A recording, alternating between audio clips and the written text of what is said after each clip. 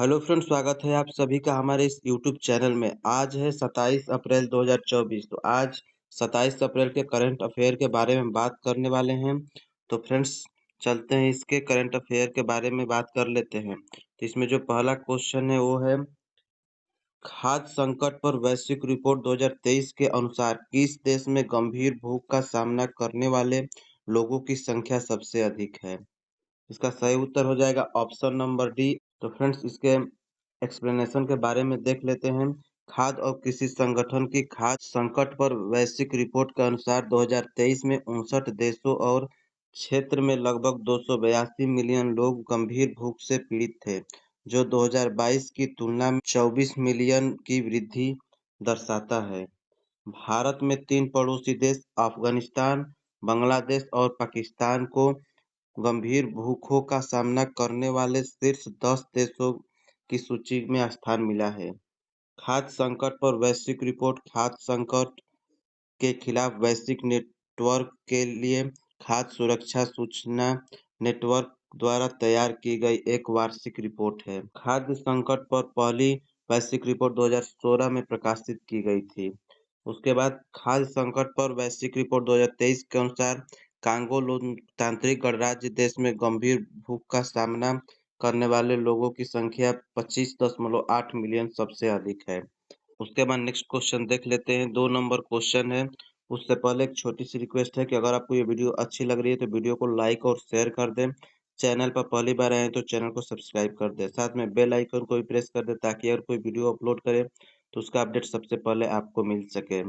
और अगर आपका इसका पीडीएफ चाहिए तो नीचे डिस्क्रिप्शन में लिंक है, वहां से जाकर आप इसका पीडीएफ डाउनलोड कर सकते हैं। फ्रेंड्स, देख लेते हैं नेक्स्ट क्वेश्चन। विश्व ऊर्जा कांग्रेस 2024 का आयोजन किस देश में किया जा रहा है? इसका सही उत्तर हो जाएगा ऑप्शन सी, नीदरलैंड में। 24 अप्रैल 2024 को नीदरलैंड के रॉटरडैम में 26वीं विश्व ऊर्जा कांग्रेस के दौरान एक मंत्री स्तरीय गोलमेज सम्मेलन आयोजन किया गया था, जहां विभिन्न देशों के मंत्रियों ने ऊर्जा नवाचार और सहयोग और उभरती ऊर्जा त्रिलम्मा व्यापार बंद के प्रबंधन पर चर्चा की। उन्होंने इस बारे में भी चर्चा की कि कैसे दुबई में COP28 संयुक्त राष्ट्र जलवायु परिवर्तन सम्मेलन जलवायु परिवर्तन के खिलाफ लड़ाई में गेम चेंजर था। उन्होंने G20 नई दिल्ली नेताओं की घोषणा पर चर्चा की, जो हर साल ऊर्जा दक्षता सुधार की वैश्विक दर को दोगुना करने और 2023 तक वैश्विक नवीनीकरण क्षमता को 3 गुना करने में भारत के प्रयासों पर प्रकाश डालता है। उसके बाद नीचे देख लेते हैं। 3 नंबर क्वेश्चन है, अप्रैल 2024 में किसे भारतीय कुश्ती महासंघ WFI के एथलीट आयोग का अध्यक्ष चुना गया? इसका सही उत्तर हो जाएगा ऑप्शन सी, नरसिंह पंचम यादव।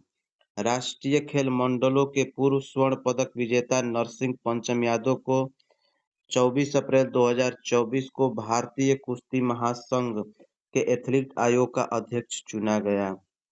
नरसिंह यादव ने इस पद पर चुने जाने से खेल की विश्व संचालन संस्था द्वारा अनिवार्य की गई प्रक्रिया पूर्ण हो गई है। अंतर्राष्ट्रीय खेल संस्था यूनाइटेड वर्ल्ड रेसलिंग ने WFI का निलंबन हटाते हुए कहा था कि संजय सिंह की अगुवाई वाली राष्ट्रीय महासंघ के लिए पहलवानों की शिकायतों को निपटाने के लिए एथलीट आयोग का गठन करना अनिवार्य होगा।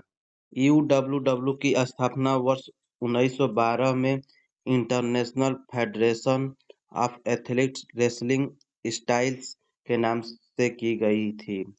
वर्ष 2014 में इसका नाम बदलकर यूनाइटेड वर्ल्ड रेसलिंग कर दिया गया। नेक्स्ट क्वेश्चन देख लेते हैं। RBI के डिप्टी गवर्नर T रविशंकर का कार्यकाल 1 साल बढ़ाया गया। RBI के डिप्टी गवर्नर का अधिकतम कार्यकाल कितना होता है? सही उत्तर हो जाएगा ऑप्शन ए, 5 वर्ष होता है। भारत सरकार ने भारतीय रिजर्व बैंक के डिप्टी गवर्नर के रूप में T रविशंकर का कार्यकाल 1 साल के लिए बढ़ा दिया है, जो 3 मई 2024 से या अगले आदेश तक जो भी पहले हो से प्रभावित होगा। उन्हें मई 2021 में 3 साल की अवधि के लिए RBI के डिप्टी गवर्नर के रूप में नियुक्त किया गया था। टी रविशंकर 1990 में भारतीय रिजर्व बैंक में शामिल हुए और उन्होंने आरबीआई के विभिन्न विभागों में काम किया है। आरबीआई के डिप्टी गवर्नर नियुक्त होने से पहले वह आरबीआई के कार्यकारी निदेशक थे। उसके बाद नीचे इसमें देख लेते हैं। आरबीआई अधिनियम 1934 के अनुसार एक डिप्टी गवर्नर अधिकतम 5 वर्ष की अवधि के लिए पद पर रहेगा और सेवानिवृत्ति की आयु 62 वर्ष है। वर्तमान में स्वामीनाथन जे, टी रविशंकर, एस राजेश्वर राव और डॉक्टर एम.डी. पात्रा आरबीआई के डिप्टी गवर्नर है। उसके बाद नेक्स्ट क्वेश्चन देख लेते हैं। 5 नंबर क्वेश्चन है, अप्रैल 2024 में किस बॉलीवुड एक्टर को लता दीनानाथ मंगेशकर पुरस्कार से सम्मानित किया गया? इसका सही उत्तर हो जाएगा ऑप्शन डी, अमिताभ बच्चन को। बॉलीवुड एक्टर अमिताभ बच्चन को बुधवार को लता दीनानाथ मंगेशकर पुरस्कार से सम्मानित किया गया। इनके अलावा म्यूजिकल डायरेक्टर ए.आर. रहमान को मास्टर दीनानाथ अवार्ड और एक्टर रणदीप हुड्डा को विशेष पुरस्कार से नवाजा गया। यह सम्मान भारतीय सिनेमा में उनके उल्लेखनीय योगदान और उनकी हालिया फिल्म स्वतंत्र वीर सावरकर को मान्यता देता है। 5 भाई बहनों में सबसे बड़ी लता मंगेशकर की 2022 में निर्धन के बाद परिवार और ट्रस्ट ने सूर सामग्री की याद में इस सम्मान पुरस्कार की स्थापना की थी। नेक्स्ट क्वेश्चन देख लेते हैं। भारत में प्रथम बहुउद्देशीय ग्रीन हाइड्रोजन पायलट प्रोजेक्ट का उद्घाटन कहाँ किया गया? सही उत्तर हो जाएगा ऑप्शन सी, हिमाचल प्रदेश में। एसजेवीएन लिमिटेड ने झाकड़ी हिमाचल प्रदेश में कंपनी के 1500 मेगावाट के नथप्पा झाकड़ी हाइड्रो पावर स्टेशन में भारत की पहली बहुउद्देशीय ताप और विद्युतीय संयुक्त हरित हाइड्रोजन पायलट परियोजना का उद्घाटन करने के साथ एक महत्वपूर्ण उपलब्धि हासिल की है। परियोजना में बनने वाली हरित हाइड्रोजन का उपयोग एनजेएचपीएस की उच्च वेग ऑक्सीजन निर्धन की कोडिंग सुविधा में इसकी दहन ईंधन आवश्यकताओं के लिए किया जाएगा। इसके साथ ही यह 25 किलोवाट क्षमता के ईंधन सेल के जरिए बिजली भी पैदा करेगा। उसके बाद नेक्स्ट क्वेश्चन देख लेते हैं। भारतीय ऐतिहासिक उल्लेख आयोग ने अप्रैल 2024 में अपना एक नया लोगो और आदर्श वाक्य अपनाया है। यह लोगो किसके द्वारा प्रस्तुत किया गया? सही उत्तर हो जाएगा ऑप्शन ए, शौर्य प्रताप सिंह। उसके बाद देख लेते हैं इम्पोर्टेंट पॉइंट्स के बारे में। भारतीय ऐतिहासिक अभिलेख आयोग ने अप्रैल 2024 में अपना एक नया लोगो और आदर्श वाक्य अपनाया है। आईएचआरसी की विशिष्ट पहचान और लोकाचार की स्पष्ट रूप से संप्रेषित करने के लिए 2023 में माई जीओवी पोर्टल पर एक ऑनलाइन प्रतियोगिता शुरू की गई थी। कुल 436 प्रविष्टियों में से शौर्य प्रताप सिंह दिल्ली द्वारा निम्नलिखित डिजाइन को नए लोगो और आदर्श वाक्य के रूप में चुना गया था। यह लोगो पूरी तरह से भारतीय ऐतिहासिक अभिलेख आयोग की थीम और विशिष्टता को अभिव्यक्त करता है। इसके माध्यम में सारनाथ स्तंभ भारत के गौरवशाली अतीत का प्रतिनिधित्व करता है। आईएचआरसी की स्थापना वर्ष 1919 में हुई थी।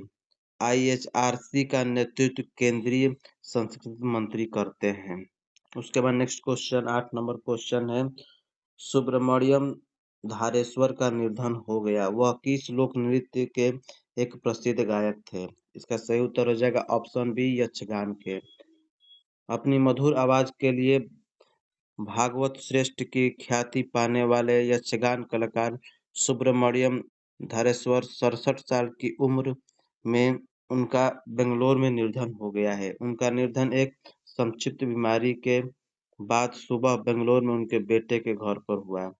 45 वर्ष तक अपनी मधुर आवाज से कला प्रेमियों को मनोरंजन कराने वाले धारेश्वर यक्षगान गायन में अपने प्रयोगों के लिए जाने जाते हैं। सुब्रमण्यम धानेश्वर ने यक्षगान के क्षेत्र में 46 वर्षों तक सेवा की थी, जो तटीय कर्नाटक का एक अनूठा नृत्य रूप है। जिसमें विशिष्ट गायन, नृत्य और नाटक शैली शामिल है, जो पड़ोसी राज्य केरल के थेस्सियम कला रूप में मिलती-जुलती है। उसके बाद नेक्स्ट क्वेश्चन देख लेते हैं। 9 नंबर क्वेश्चन है, प्रतिवर्ष 26 अप्रैल को विश्व बौद्धिकी संपदा दिवस मनाया जाता है। भारत किस वर्ष विश्व बौद्धिकी संपदा संगठन का सदस्य बना? सही उत्तर हो जाएगा ऑप्शन बी 1975। प्रतिवर्ष 26 अप्रैल को विश्व बौद्धिकी संपदा दिवस मनाया जाता है। इस दिवस पर आयोजन विश्व बौद्धिकी दिवस संगठन द्वारा प्रतिवर्ष 26 अप्रैल को किया जाता है। इस अवसर पर नवाचार और रचनात्मकता को प्रोत्साहित करने में बौद्धिकी संपदा की भूमिका को बढ़ावा दिया जाता है।